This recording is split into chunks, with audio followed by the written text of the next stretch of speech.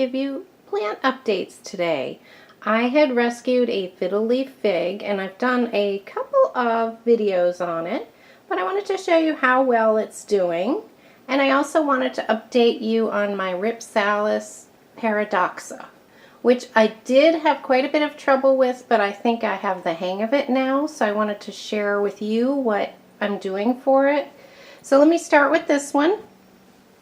If we come up here, you can see, I hope you can see it, there's new growth right there.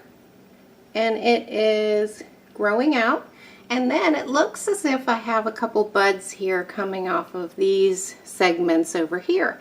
So I have about 4 left, 4 or 5. I think I started out with 5 or 6. So I have lost a couple, but what I was doing was treating it like a cactus. And I wasn't watering it as frequently as I think it likes to be watered. So I pretty much upped my watering schedule, and anytime the soil gets dry, I'll go ahead and soak it.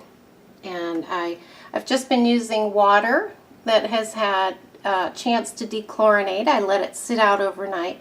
And I also have it in this nice bright window. And this window gets a little bit of morning sun from this side, and then in the afternoon it gets a nice amount of sun from when the sun is going down. So it's getting nice bright light and it's getting water every time it dries out. So that is doing well. And then my fiddle leaf fig was residing on our patio in the warm weather, and I brought it in the fall, and I have it between 2 windows, so it actually has 2 different exposures. I'm not sure what direction my house is, but it does get some sun in the morning, little bit of shade now, and then in the afternoon it gets some more sun from this window. So it is a nice bright location, and I water that every 8 to 10 days, and I give it a good soak. I really do give it a lot of water.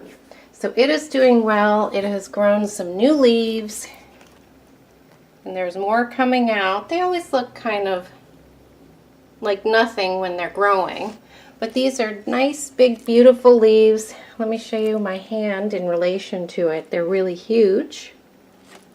And I had pruned it like a tree, which I think helped add to the healthy structure at the top. I think that promotes, you know, new growth. And I had trimmed it, and I was hoping it would branch out, and it just sent out 1 leader, which is fine, 1 branch. And this is the top. So it's becoming a pretty big plant on its own. It did have some type of, I think this was a sunburn. That happened outside. So I think what happened was it got wet and a little bit magnified when the sun came out.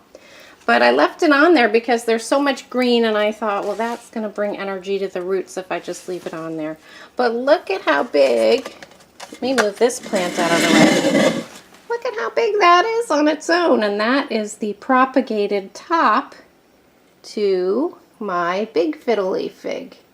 So both of those are doing well. I made 2 plants out of 1. And then I went ahead and I was grocery shopping the other day, and I saw this little guy in the grocery store. So they are getting easier to find, obviously. But it looked to me like it had smaller leaves. And I know there is a smaller leaved Ficus lyrata, so I was hoping that this is that. And I picked it up just because it was such a beauty. And that is enjoying some nice sunshine out in this sunny room as well. But we'll see. If it grows bigger leaves when it's more of an adult, then I'll know that it's the same type of Ficus lyrata. And if those leaves stay smaller, let me show you my hand. It's about as big as my hand. Whereas this one over here, you know, this is much bigger. So we'll see. We'll see what happens with this one. Either way, it's a beautiful plant. And I just thought I'd tune in and give you guys a little update on the fiddle leaf figs and my Rhipsalis Paradoxa, which I had planted up from cuttings. So that's about it, guys. I hope your plants, your house plants, are doing well. And thanks so much for tuning in. I really appreciate it when you watch and when you subscribe.